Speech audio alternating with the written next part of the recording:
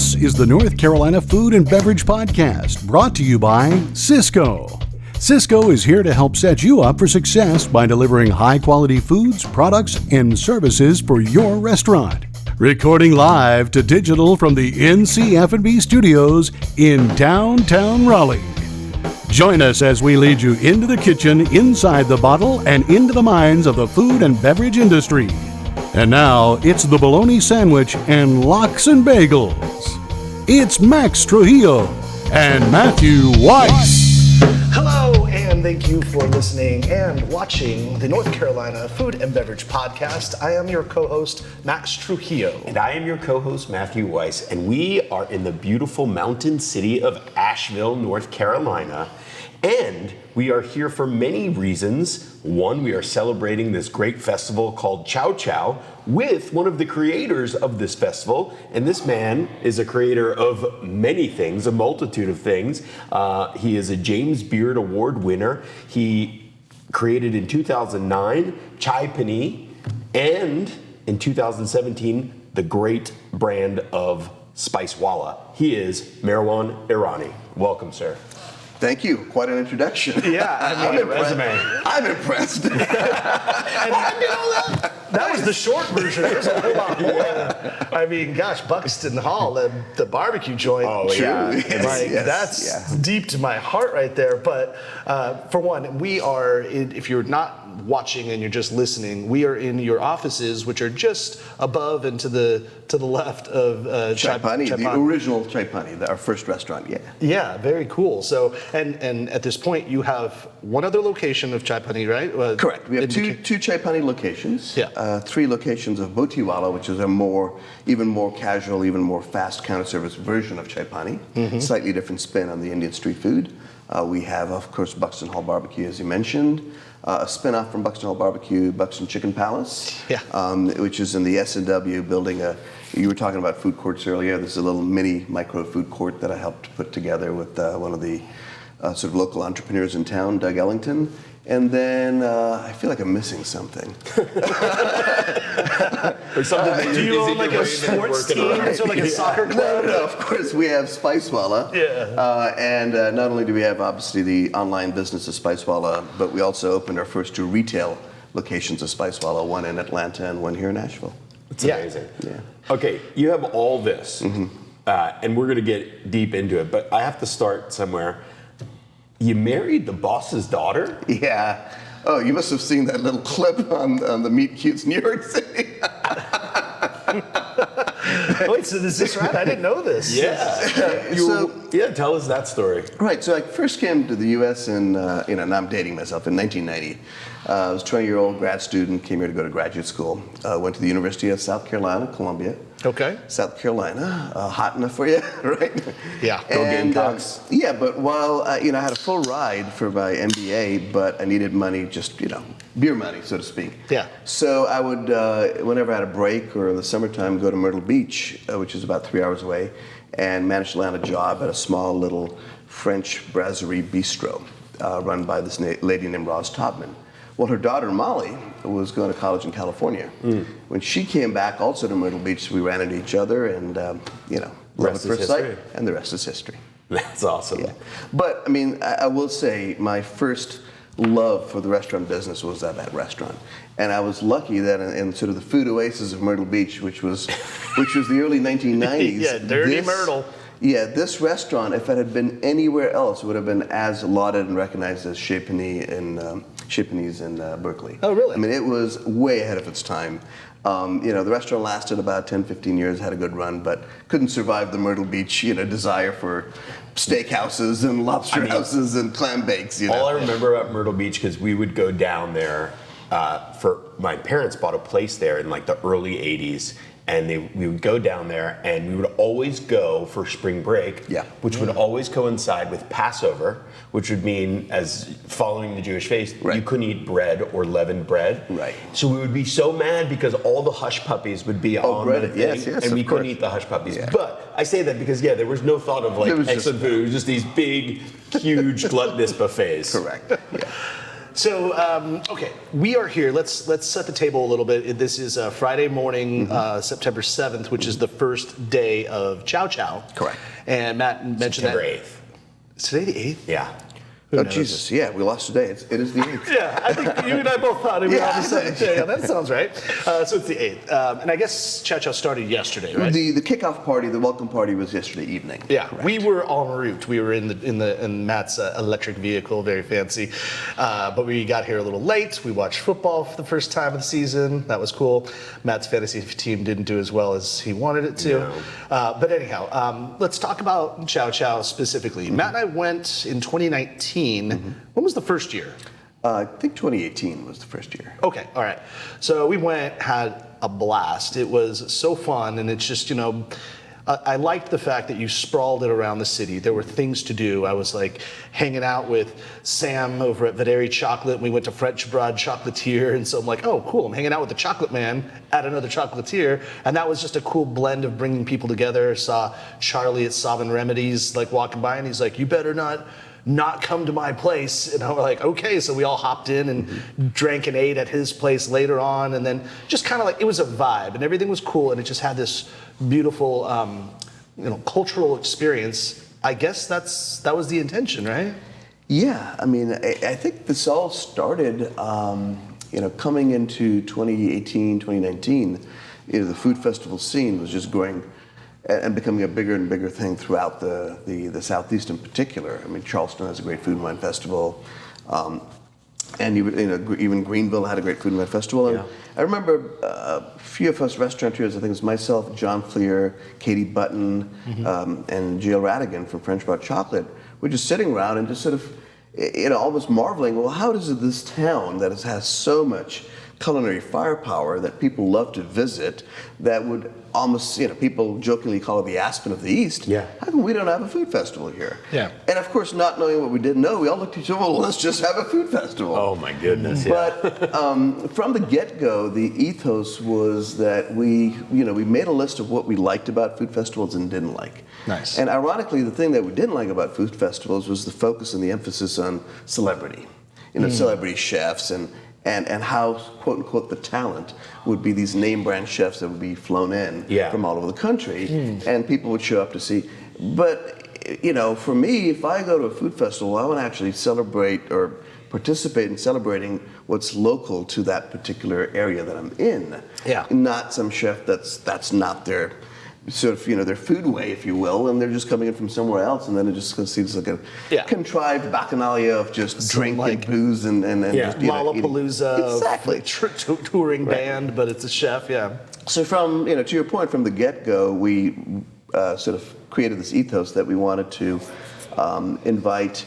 If we were inviting chefs from outside the area, they should have some connection with the foodways, the Appalachian foodways, where we are, Western North Carolina, the mountains, and but for the most part, look to the talent that's already here, often not celebrated, and really put an emphasis on the makers, the producers of the product that these chefs are, putting in the restaurants and putting on the plate. So that's how it started, and it was just natural that out of that just came this sense of, it's not just a food festival, it's a culture, community, and food festival.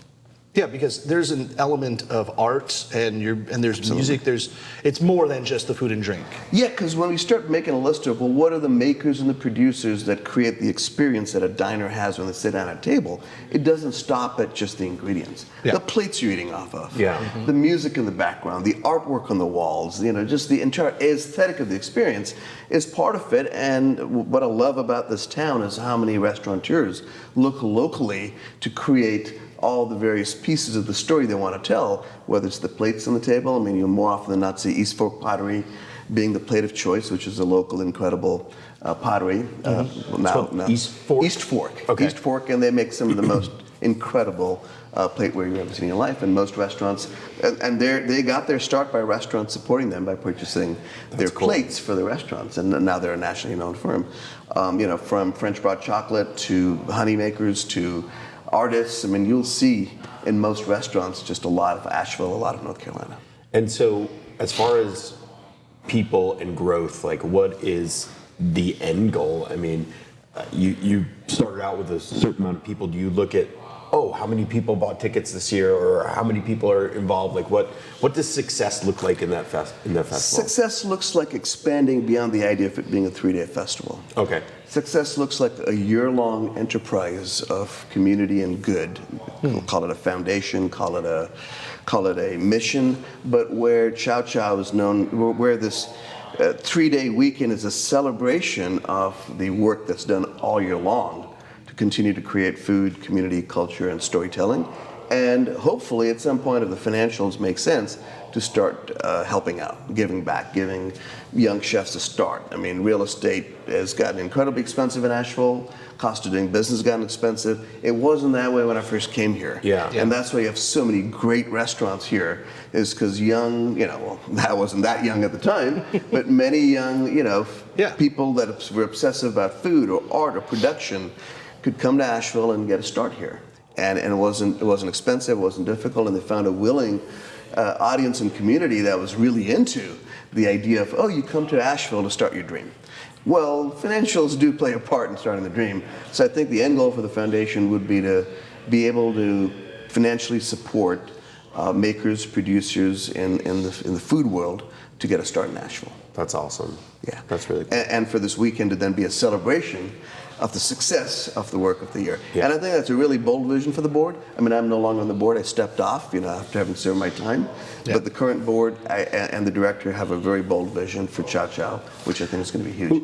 Speaking of that, Chow Chow. Yeah. It's got a couple definitions, Yeah. right? Yeah. It is a dog.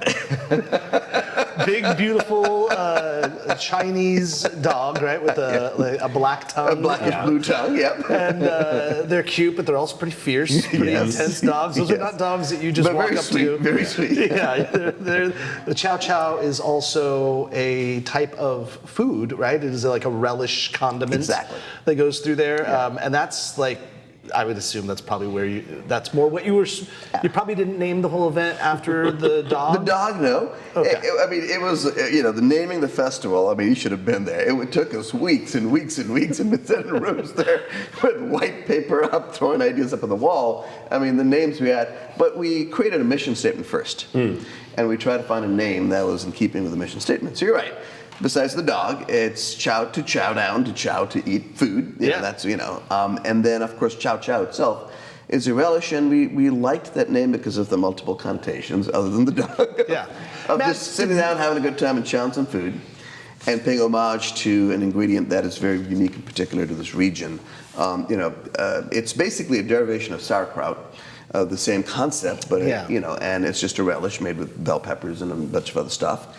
And it was, Is there cabbage in it as well? There's a little bit of cabbage. Okay. Different people make it different ways. Sure. Yeah. So every culture's got a fermented, a sort of vegetable combination. Sort of, Whether it's kimchi, whether it's sauerkraut, and for us it's Chow Chow. It's sort of a relish of the Carolinas, if you will. Did you know, Matt? Did you know what a Chow Chow was before you moved to North Carolina? No. Definitely not. Oh, Same really? here. But you heard about it once you got here, right? Well, once we came to Chow Chow is when I knew. Okay, but outside of that, My old chef made it like at Midtown, but that was when I was in, like, North Scott Carolina. James would make a Chow Chow on a burger, and I'm like, what the hell are you saying Chow Chow for? Like, you keep saying that word. He's like, that's what it's called. Yeah. I'm like, what? But yeah, so it doesn't go, it doesn't go so much further from out of these few states. And the first time I ever heard about it was not even being in Asheville, but going out into the countryside, eating at some country buffets or some tiny little gas stations that had fried burgers with Chow Chow. Yeah. It was the first time. But for me, it was instantly familiar, and for anybody that's ever had a condiment, they get the purpose. Yeah. It's, slightly funky, it's sour, acidic, I a can little get bit that sugar, a on a little bit burger. sweet. Yeah. And it's delicious. Yeah. Well, it sounds like there's a Caviar lot of the Carolinas. The caviar of the Carolinas. Well, some There people you might go. say pimento cheese, but I think Chow Chow should officially Chow be sounds better. the caviar of the I Carolinas. And obviously, I'm sure yours, Chow Chow, has quality beyond quality and also freshness. So I want to pause now for a quick word for a moment from our proud title sponsor, Cisco. As the industry leader in food service, Cisco's reputation is on the line with every product they deliver. That's why they ensure Cisco brand products offer the best in quality and freshness every time. First, quality. Cisco products are monitored by dedicated inspectors using industry-leading standards to make sure customers receive the top ingredients available. That means you can count on consistency and, above all, food safety in every product.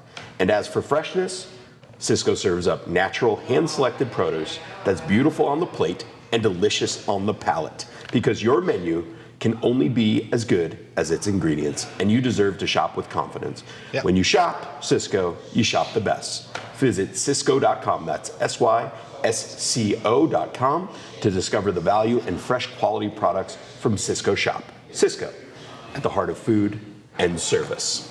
Excellent. All right, so let's switch gears a little bit. Let's. There's something that I didn't know too much about until my previous chef that worked with me, who spent a lot of time out here in Asheville. Kyle Tears. I don't know if you've ever met him or so, but he's ever met Kyle, yeah. kind of been in the area. He's the one that brought Spicewalla to attention. I gotta know Kyle now. Yeah, you got to know. Yeah. And so he was like, he's like, you know what, Spicewalla? And I'd seen the label, the logo. I was aware that it existed, but I didn't know much about it, and I certainly didn't know that you had anything to do with it. We started cooking with them, and it blew me away. And then, of course, maybe a month later, I find myself in Atlanta to go see the Taylor Swift concert with the girls, and we're at Ponce City Market. And I see this beautiful retail store that is devoted all to Spicewalla. I'm like, oh my God, and walked in there and just browsed the aisles, got a couple of spices to take home. So let's walk through that a little bit. This is your spice company. How did this come to be? Wow, I kind of got backed into it. So our food purveyor at the time was a company named Southern Foods.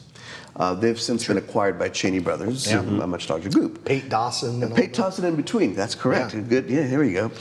So when Southern got acquired by Pate Dawson, at that point we had, I think, 3 restaurants and had become a fairly sizable client for Pate Dawson. And the owner of the company would come around and touch base and wanted to meet with me and find out a little bit more about. This is Mac you're talking about. That's Mac, yes, absolutely. Mac and his son Joel, you know them. Joel, we're very close. My wife used to work for their company. She did all of their... What a small world, huh? If you look at any of the, even Cheney Brothers emails, at the bottom there are photos of food. Yeah. Those are all her pictures. That's she hilarious. shot them all. Amazing. This is truly, I won't say one thing about North Carolina, I'm never surprised. Yeah. But the connections. How do you know people? How many people, yeah.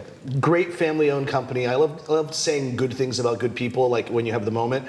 And out of nowhere, they would just offer their house in Beaufort on the beach to us as the Trujillos. Yeah. They're like, you want to take a place, bring your girls, go hang out on the beach? We're like, yeah. They're like, yeah, take the house for the weekend. Yeah.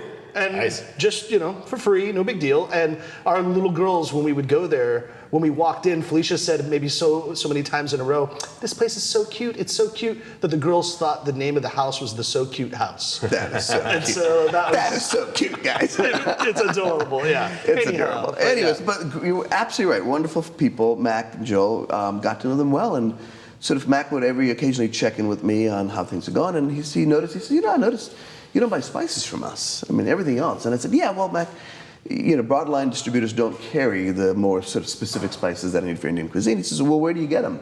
I said, from Atlanta. I have a distributor that I've been working with now for 6, 7, 8 years and highly trusted. And Mac goes, well, we've been noticing lots of restaurants wanting a broader selection of spices than what we normally carry. Because most broadline distributors carry the basic stuff, your garlic powder, your paprika, black pepper, etc., etc. But we're buying freshly ground cumin, roasted coriander, garam masala, tandoori masala, fresh turmeric. Spices that they didn't carry. He said, how could you connect us with your distributor to see if we can carry a line and broaden a line? I introduced them, but it was sort of just a complete mismatch. Because distributors are used to selling stuff in 25-pound sacks. Yeah. And restaurants are used to getting them in, square tubs, a quart, maybe, half a gallon at most that has a particular look. And after a few months of trying, Mac, of all people, looks at me and says, why don't you do this? First, I thought he was joking. I'm like, what do you mean? I'm not a spice guy. I'm in the restaurant business. And he goes, well, think about it. You understand what the restaurateur's needs. You're on the purchasing side of this. And you understand, what the distributor side of it, because you're obviously buying in bulk. And at that point, we were buying 25, 50-pound sacks of stuff and processing it in-house for restaurants, making them blends. He said, just look into it. And sure enough, I looked into it. and realized that the gap in the market was twofold. Number one, most restaurants that want to buy what I would say, everyday pantry essential spices, no problem. Any broadline distributor can take care of them. But the issue is that because of the scale at which these broadline distributors have to buy spices, and for how long, and for the way the distribution and logistics chain works, something that may have been shipped from India, fresh, relatively speaking, Sure. 2 to 3 months to market, so to speak, it could take you up to 3 years before it shows up in your restaurant. Yeah. Because of warehousing, transportation, and at various points of the supply chain, reduced to smaller and smaller package size until then it reaches even, let's say, a company like Cisco that wants to buy enough for a 3-month supply. So they're warehousing this, and it just takes forever. Yeah. And the same is true of the spices in a grocery store. Basically the nature of the supply chain is that it's not designed to get to there fresh, and the assumption has always been, well, it's spices, they don't go stale.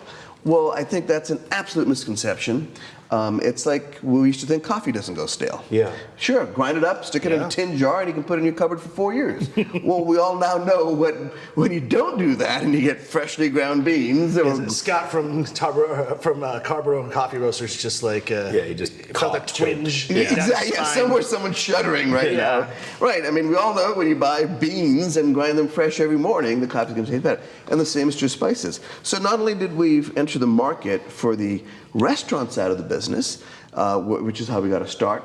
And again, to give Mac and his due, Pate Dawson made an agreement with us that they would exclusively carry Spicewalla, which gave me the confidence to know that we had a market and that we had a customer, and then I wouldn't just start this thing off and then be out there fighting for market share. Yeah. And it's grown since then. So break down the misconception, because I'm still confused. How do you achieve that? Right. So the freshness. Yeah. So we're able to have a much shorter supply chain. Okay. I mean, it literally. I mean, I'm saying India because everybody thinks all spices come from India. They actually come from around the world. I mean, vanilla from Madagascar, and clove from Zanzibar, and some great cardamom has been grown in Vietnam and Cambodia right now. So spices do come from all around the world. India is just one of the OG, places where great spices come from. So we're able to get it straight from the consolidator in India, shipped to a purchaser, and from them to us, and from us directly to the table. I mean, i.e. So you do eliminate some middle management. And we eliminate because we're not buying in massive bulk quantities. We have a much shorter turnaround time. In fact, I mean, I would say that the average time from a product to enter our processing facility and to end up in a kitchen is no more than 3 months. Oh wow, that's really short. Very short time. Yeah. I mean, we don't stock more than 3 months. We don't have the room to do it. And then the second thing we did is, so that just automatically increased the shelf life of the spices because they're far fresher.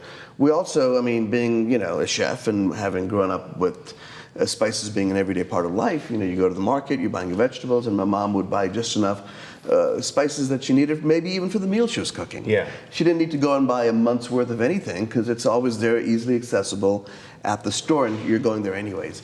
So growing up with that mindset, I also know how to look for and find quality and, and all the different grades of pepper and paprika and cardamom. And then lastly, just understanding there's the biology and the chemistry of spices. Certain spices, the flavor and the essence is from the oils, just like often in coffee. Those are more volatile when ground, and then and lose their essence and get stale and get rancid, because just once you release the oil content in a spice, the oil rancidity starts kicking in. It just starts denaturing. Versus spices that are perfectly fine to grind and hold for a long time, because the flavor profile is not based on the oil content; it's based on other flavonoids in the spices. So it's sort of like I got backed into learning way more about spices than I ever imagined, but it's been an extremely valuable and useful skill to have learned. So, but just to take this one, because as you're saying this, I'm wrapping my own brain around it. So the chef, like Kyle, that when he buys it, let's say it's a 3-month turnaround time. So those oils aren't coming out at that point until you open the tin, and then he's actually putting it in a dish? No, yeah, there's lots. So, for example, we keep focusing on trying to get chefs to start buying whole spices instead of ground. So if I can convince somebody to buy whole coriander and whole cumin, I'd rather do that than have them buy it ground, because then when they grind it, then the clock starts ticking on the release of, cumin in particular, for example. Yeah, and if you're going to the grocery store and you're going, there's a bottle of ground cumin and there's a bottle of whole cumin, buy the whole cumin. Going home and sticking in a dedicated coffee grinder that costs $11.99 at Target that you keep just for that is the best investment you can make. Always in your pantry have whole spices, not ground, other than the ones that are fine to be ground. So spices that are fruit-based, so your chili peppers, paprika, anything that's like a fruit. Yeah. Fine to grind, but anything that's a seed, try to keep it whole. Keep it whole. That's what like in Mexican culture, you've got the mortar and pestle, and you're always like grinding. And when we really want to try hard, like we'll take like a canela, or cinnamon, and we'll kind of grind that down with some nutmeg or so when we're making. Like I do like a nice guacamole with canela, like a little cinnamon spice in there, which is something that like people go, wait, what? But then you try it and you're like, oh, that's actually pretty dope. So even Molly at home, she adds a little cinnamon to her coffee and tea, because she drinks it black. And for the longest time, she was doing powder. And one day I just bought some cinnamon sticks and a grater. I'm like, do that instead. And she's like, whoa, it is so much fresher. And any bartender worth their salt, or any barista worth their salt instead of the powder shaker. Just, all this knows is nutmeg also, freshly grated nutmeg. Yeah, and it seems so simple when you think about it, but most people don't. Right. Let me ask you, are there any domestic spices? Like, are there any coming out of the United States? That's a really good question. Not that I know of, other than I know there's chili pepper crops being grown in various parts of the country, but I don't know if outside of that if there's anything else. I mean, there's spice bush. There's sumac. Sumac is grown. It grows wild here in western North Carolina. Okay. And many foragers here will go and pick up some sumac. But if there is, are you leading the witness, Max? I feel like you're leading the witness. Do you have something? Do we know of something? No, I genuinely just wanted to know. Okay, you have a look at your face like you're about to drop a spice bomb on me. Did you know? No, we're too busy growing all that kind bud. We can't waste our acreage. Our valuable acreage. Paprika. What are we doing, folks? We need that Maui Wowie over here. Oh, R.I.P. Maui. Again, I will say though, off all the regions I've lived in America, here again in the Western North Carolina, there are, spices as in, there's a lot of herbs that also fall in the category of spices. But ramp powder, spice bush, sumac, I would call them seasonings. I'd call them seasonings. And seasoning spices fall in the same category. And there's a little bit of a proud history of that here. Yeah. But there also is some sort of connection to the South and domestic inside of Spicewalla. It was a collaboration by one T-Pain. Oh my God, yes, Tallahassee Pain. So let's see, how did this happen? Real quick, T-Pain is known for collaborating with all the greats, right? He's got the JT, he's got Timbaland, he's got Rihanna, Pitbull, he's got Ludacris, and Irani. That's right. Add me to the list of hip hoppers that managed to break out of the South Asian diaspora. So how did this come to be? Oh man, again, it's just, if there's anything anybody can take away, because this is my mantra all the time, just be good people. Amazing things happen when you're just good people. T-Pain's good people, we're good people. I ended up on a set with him for a commercial. It was Kingsford Charcoal, and they wanted to do a series of commercials where T-Pain was sort of the star of the commercial, and various chefs were teaching him how to cook. Oh, okay. So on a grill, So for me, it was Indian food, kebabs, So the shoot was kebabs. They had a great team there. The cinematographer was the guy that did all the cinematography for Chef's Table, that Netflix show. Yeah, the production quality is incredible. Yeah. This is, you could tell, a high-budget production. Just a hair nicer than this. just a hair. But, so we were grilling and chilling, and in between takes, I'm just chatting with Payne, and he's just the most casual, interesting, extremely bright, very, very bright, really sharp businessman. Don't let the sort of casual persona with the easy laugh fool you into not recognizing that. He's a very sharp businessman, very astute, and an incredible musician. I've heard him play the piano, and if you think that most of the guys only know how to rap or maybe produce, They really no, so many of them. He was just incredible on the piano. I mean, that makes me feel good. I'm He's a a musician myself, and I like. And if you've heard him at his Tiny Desk concert without autotune actually sing. I gotta check that out. God, the man can sing like an angel. That's cool. The autotune is his thing. Everybody knew him for that. But check it out, NPR's Tiny Desk concert. I'll check that out. It's Tiny legendary. Desk concert? Tiny Desk concert. Tiny Desk. Yeah. I It's just watched Juvenile's Tiny Desk 2 weeks ago. It's legendary. There's nothing cooler than watching a bunch of musicians in a tiny little room, and he's like, "Use a big fine woman, what you back that?" Some of those have been Anderson Paxson was also brilliant. But we started talking about food and spices, and he admitted he doesn't cook a lot, and because he grew up in a family that just did a lot of takeout. Sure. And he would love to start actually cooking food. And I'm like, well, why don't I give you? I had a bunch of my Spicewalla spices. Why don't I just give this to him? So Amber, his wife, was in there, and she leans over like, whoa, let me look at this. And they're geeking out on the spices, and they look great. And I just sent him home with like a box of stuff. 2 weeks later, I got a text. I'm like, this is incredible. People keep coming to our house, and they're like, what are these smells? And I've started putting a little on this and a little on that. And just a light bulb went off. I'm like, hey, how do you guys feel about, I'd love to do a collaboration spice with you. And he was like, oh my God, that is incredible. And the rest is history. So and it's not like a gimmick. These are awesome. Oh, he was heavily involved. We went there twice just to do a demo and cook and him to eat everything. And he's like, yeah, I think if you're going to call this straight fire, it needs more heat. Because we were like, let's take it easy on that. And, with the juice. It's the juice, straight fire, and what's the and Sugar Daddy. Sugar Daddy, yeah. And they sold out immediately. Immediately. And you had to people were freaking out, and you had to remake a new. Oh, we had a whole new run, and we thought we'd do a run because with these things you kind of want to do a limited edition release and just people are so excited about it. We just had no idea people were that excited about it. So I was at the NRA, the National Restaurant Association, not that other one.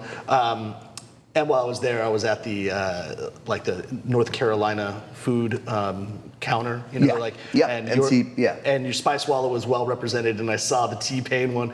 I grabbed the spices and I did a stupid selfie video with me going. I was like, I want to bathe in this. I was like you'll see me in a bathtub with my Spicewalla, and I tagged T-Pain, and he reposted it on his stories. Yeah. So I'm like, that's right. I'm on his Instagram. So here's the thing. A lot of chefs probably are watching this or listening to this, and they're saying, oh, well, I'm great with spices. I could do this. But one of the things you've said famously that I love, I mean, you obviously have an MBA, so that probably helps. But it's like, I'd rather learn business and then I can figure out the food. I'm paraphrasing. Sure. Versus if I knew food and then figure out the business. Yeah, I mean, the spirit in which I was saying that was I felt like when a lot of folks asked me, what was the sort of secret to your success, or are there some key ingredients to being successful in the business? And I said, well, I had the privilege of, being well educated and going and coming to America on academic chops and sort of having a bit of an academic upbringing and having an MBA, and spent a lot of time in business. I mean, I sort of was a very entrepreneurial from a young age. I started my own jewelry wholesale business when coming out of grad school. A computer business. I was, had a small company making, building, and selling computers when the dot-com thing was happening. I was in the auto industry for a long time. So I had a long life. So selling Lexuses? Lexuses first, and then Mercedes, and worked my way from actually selling.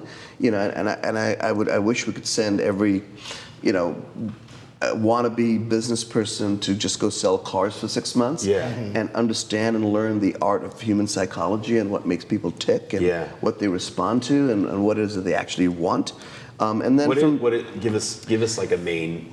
What can we take away from that? Like, is there a tip that you always remember? Well, just know what problem you're solving for. Folks walk into most salespeople think that, oh, well, somebody's here shopping for a car, and the problem you've got to solve for is price. No, that is not the problem you're solving for. The problem you're solving for is, why does this person want this car? Right. Every car in the market today is a great car. Yeah. You can buy a Honda that'll, for whatever, that will just get you from point A to point B comfortably, safely, and a little bit of style. So why do you want a BMW? Why do you want a Mercedes? Yeah. Why do you want a Lexus? So working in the luxury brands made me recognize somebody's here not because they need a car. It's something else in their life they're trying to fill. Everybody's got a problem. You got to figure out, what's the problem I'm solving for this person. Yeah. If you can figure that out, price is less of an issue. Yeah.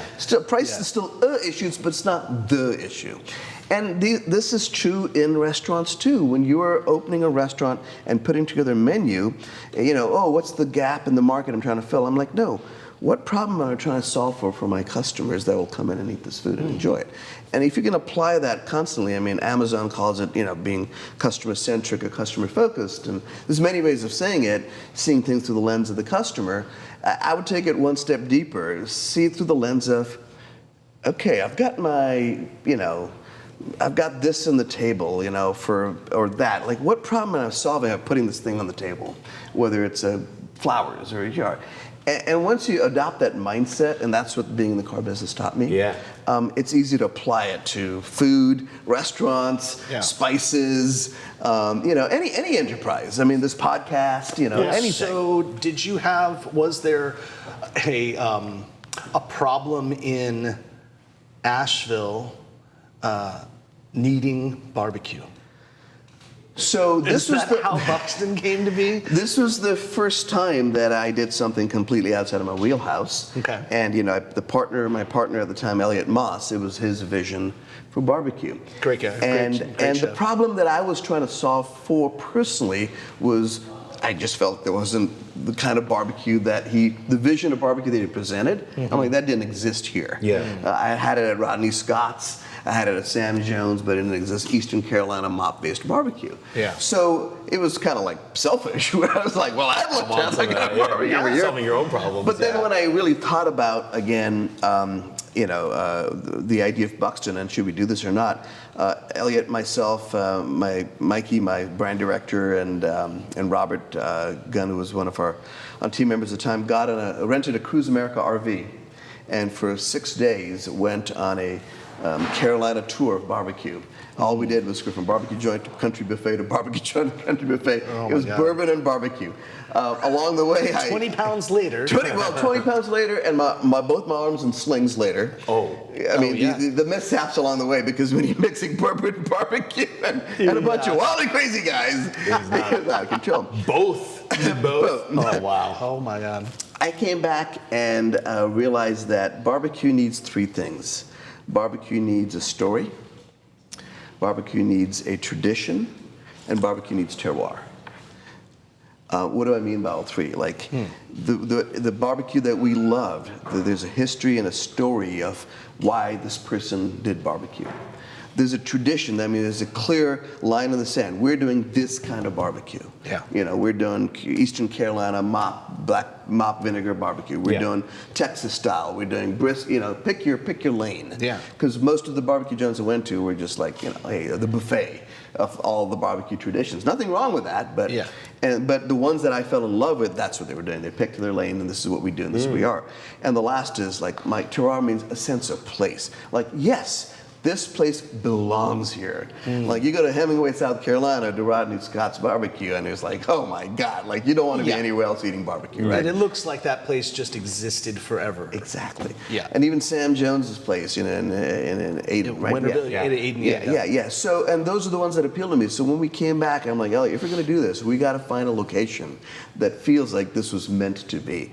And us finding that location, Buxton Hall BBQ, made the dream come true. The minute we walked in, like, this is it. Yeah. The story of the place that used to be the black neighborhood of Asheville, And if Asheville does not have a quote African American neighborhood, because in the 50s and 60s, a thriving, from what I understand from looking back and looking at the history records, a fairly thriving neighborhood of a black community that was in the South Slope, got redlined and wiped out because they wanted to bring, as commerce moved from the river to trucks, they wanted to build warehouses at the edge of town, and where these neighborhoods were perfect, so essentially they were demolished, destroyed. But that building we're in is still there from the 20s, and we found a invitation to go skating in the building, because it used to be the skating rink where the black folks skated, whereas the white folks skated at the Orange Peel, which is now a concert venue. So just having a little history also made it feel like, yes, this belongs here. And till today, even with my concepts, even if I open a restaurant, I always look for the three things. What's the story we're telling? What's the tradition we're keeping alive? Yeah. And does this belong here? Yeah, that's cool. So how did that transition into Atlanta? For Chai Pani? Yeah. Within a week of opening, we had folks from every drivable distance city that would come and eat at Chai Pani, beg us to come and open there. Come open in Charlotte, come open in Johnson City, Raleigh, come open in Atlanta. And I was just overwhelmed with just what we had on our hands here, and just trying to keep it from falling apart, so to speak. And a good family friend that lived in Atlanta one day calls up and says, I know you care about location. He says, come take a look at this. And if you don't think that a Chai Pani should have always been here, I won't bother you anymore. I won't bother you anymore. So I did. I hopped in a car, drove there, showed up in Decatur. And it used to be the Watershed, which is where Scott Peacock, renowned chef, James Beard Award winner, he's worked a lot with Edna Lewis and capturing her recipes and the story of sort of Gullah cooking in the South. Yeah. That was where his name to fame was, and it was an old car garage, a mechanic's garage, and it still looks like it. If you look around, like, oh, that's where they pull the cars up and drop the oil. It's oil stains on the ground. That's fine. Don't worry about it. Yeah. And the Watershed, one of the partners of the Watershed was one of the members of the Indigo Girls. I don't know if you remember that band from back then. Yeah. And so there was everything about it had this like funky, just does not look like this should be a restaurant, but it is. Yeah. Great history, beloved by the locals as an institution, and they had moved and opened a brand new restaurant in Buckhead. And so we took the place and said, he's right, location. Yeah. And then the story we already had, which is Chai Pani. Certainly. Yeah, and the tradition we already had. So. And just because we didn't really touch on Chai Pani much, and I know we're getting short on time, but you were not a chef, you were a businessman, and you were frustrated with the representation of Indian food. That was the problem I was solving for. Yeah. I mean, I arrived here, like I said, 1990, and in Columbia, South Carolina, I think there was one Indian restaurant in a strip mall. Yeah. And it was, here's the thing. I'm not upset about the state of Indian food when I got here. I get it. This was my parents' generation that arrived in America looking to make a living. Right. And people were coming here from India on two tracks, on academic chops, so they were engineers, doctors, mechanical engineers, electrical engineers, and all of that. Or they were opening businesses, gas stations, 7-Elevens, convenience stores, and restaurants. And the restaurant for them wasn't we're fulfilling a passion for bringing Indian food to America. It's like, it's a business venture. Let's just get anybody that can do the basics, throw them in here and staff it with a bunch of Indians. So it was either that, or, by the time I ended up in San Francisco, the upscale version of that, the sort of very formal white tablecloth, trying to recreate some British colonial vibe of the Raj in India, Sure. I call it white tablecloths with awkward service because there's always a language barrier, and some person's coming over, so here's your butter chicken, and putting down this ornate silver bowl, and you're having an experience, and there's power music in the background, and incense in the air, and posters on the wall that looks like the Tourism Department of India shipped them over for you to put up. It's like a caricature. It's a caricature. Yeah. And nothing in India looks like either of those two. There was no buffets in India. Yeah. And Can you imagine going to a barbecue restaurant and there's like Uncle Sam walking by? It's like that Ted Lasso episode when he goes to Holland. That's and right. Exactly. That's what it's like. American spot. At the American restaurant. Howdy, partner. That's a great analogy. That's exactly what it would feel like. And what was missing was food being consumed the way, not just not just the dishes, because certainly many of the dishes in this restaurant have a place in the Indian culinary pantheon, but it's very regional, and you got to recognize what region it is you're eating from. Right. And B, nobody consumes it that way. In India, eating food is either at home in a joyous place or on a casual, fun cantina style, think, shack on the beach in Baja somewhere, style place, or, a very formal experience which you went to like once a year. Yeah. Yeah. So In like a hotel. In a hotel. Yeah. Exactly. Yeah. All the fancy restaurants were in hotels in India. Yeah, I told Matt I had this great Indian food experience. I have yet to go to actual India, but Indian food is widely ranging in its quality and flavor and expectation, understanding. In a parallel, kind of like Mexican food too. It's or Chinese food. It's you don't. Chinese American food is nothing like what Chinese food is in China, and but I was in Lyon, France, and I got a great tip from somebody that said, "Oh, you want real Indian food? This one place, they only do takeout. You can get it here, but it's this little box, a little hole, and you order all the food and they just set it out like that. Just enjoy it at home." I'm okay. We had an Airbnb and we went there.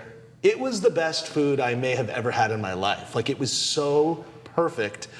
And we were in Lyon for, 5 days or whatever. And that was day one. And by day 3, we all looked at each other, the family, and we're we're going back there, right? Well, yeah, I mean... You're the capital of food in France. Yeah. You're going for Indian let's get some more Indian. Indian food twice. It was when you find something that's right, Absolutely. get it. I mean, what I'm hoping to see happen, and it is happening, is that just as, I think it's happening with Mexican food, we're starting to recognize the differences between food from Oaxaca, food from Guerrero, food from Mexico City. Yeah. I think even in China, we're starting to recognize the difference between Hunan and Cantonese and Sichuan and Taiwanese. Even Japanese cuisine, there's Okinawa is different, and all these different regions. With India, it is even more extreme than any of the regions I just mentioned. I have to imagine. In fact, I would argue that Indian cuisine, region-wide, is more different than the countries in Europe's cuisines are from each other. So what I'm saying is the food of Kerala is more different from the food of Gujarat than French food is from German. That makes sense. Yeah. Well, More also, different. Regionally, it's probably significantly further from itself than France is to Germany Exactly. as well. Even not just in distance. Now, of course, when you're in Europe, there's an aesthetic to the food. You're still in a continent, and and there's similarities. You're going to find olive oil in 8 countries, and and we can even lump regions off as well. These are the Mediterranean cuisines of Europe, and then these are the Northern European, and these are the Scandinavian cuisines of Europe. Well, similarly in India, absolutely, you have Southern Indian cuisine and North Indian cuisine, but even within those blocks, there are very distinct differences. Just because Spanish and Portuguese food may be Mediterranean, you still can know the difference. So my hope is that that's how we start seeing Indian food. So what's Chai Pani? So Chai Pani is the street food of India. The street food. And I very intentionally did that because I didn't feel like I could lay claim to a region of India. I was born a mutt. I'm like a man with no, my parents are from one part, my mom's from one region, my heritage is all over the place. So I didn't grow up with the strong sense. Is that somewhat typical of the Indian diaspora? Completely atypical. Okay. Completely atypical. Everybody very else, strong regional identity. Very strong regional identity, which ties into their cultural identity, which ties into their religious identity, which ties into the food they eat. And for me, because of the way I grew up, a cross-religious, cross-cultural marriage, my parents went to London and I was born there initially and then came back to India. There was no one region of India that I could feel like I was the authority on. Yeah. So because I feel like I'm a mutt, well, what's the mutt food of India? It's a street food. Where nobody has authority on the street food, it is truly, the mixtape of Indian food. It is the mixtape of Indian. It's a DJ just layering tracks over tracks over tracks that make no sense. Until the whole thing, you're like, whoa! T-Pain, come on, we gotta get you back. T-Pain, we gotta get you. Bring it back in. And there's no rules, and there's no tradition, and all you're trying to do is capture the zeitgeist of what the street vendor's doing. And that's what I try to do in Chai Pani. That's awesome. So cool. Well, this has been great. Thank you for your time today. Oh my God, you guys ask great questions, man. Thank you. Well, you have the great story, so it's easy. Appreciate it. Thank you for creating this festival here and giving us another reason, we needed another reason to come to Asheville. But it was great meeting you. And for all of you out there, please check out Chai Pani.